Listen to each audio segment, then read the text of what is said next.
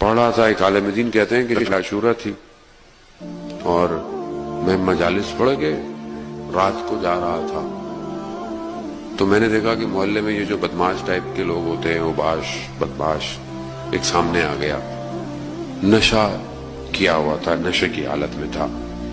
مجھے کہا کہ شیخ بڑی لوگوں کے لیے مجلس پڑھتے ہیں، ہمارے لیے بھی کبھی پڑھ دیا کرو. میں نے کہا کہ مجلس ہوتی ہے، آپ اس میں آ جائیں.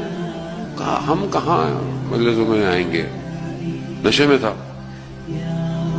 کہا تو پھر، کہا کہ چلو تم مجلس رکھ لو، ہم تمہاری مجلس پڑھنے آ جائیں گے. کہا نہیں، مجھے ابھی مجلس سننی ہے. تو مولانا نے کہا کہ شاید ہو سکتا ہے یہی ایک لمحہ اس کو بدل جائے، اور کہا کہ دیکھو بات یہ ہے کہ مجلس کے لیے ممبر ضروری ہے، کرسی چاہیے تاکہ میں بیٹھوں اور پڑھوں.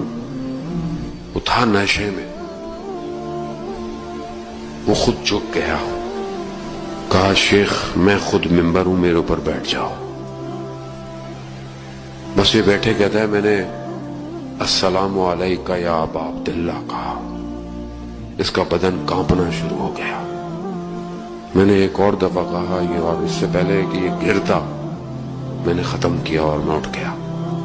یہ آنسوں کو صاف کرتا ہوا اٹھ گیا. کہا شیخ میں تمہیں گھر تک چھوڑ کے آتا ہوں. میں نے کہا نہیں، مجھے ضرورت نہیں ہے.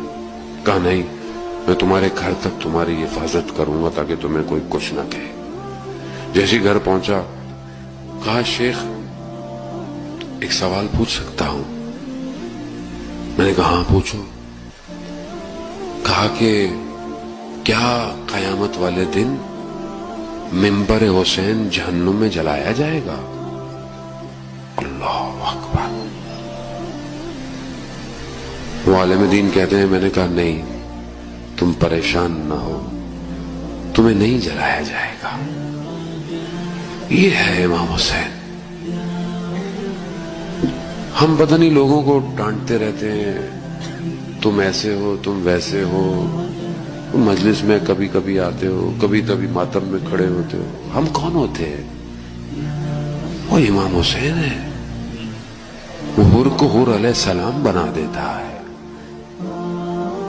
عزاداران محترم، وہ کریم کی بارگاہ ہے. اس کی بارگاہ میں ایک قدم بھی کوئی چل کر آئے، امام حسین اسے بھی لے کے چلے جائے.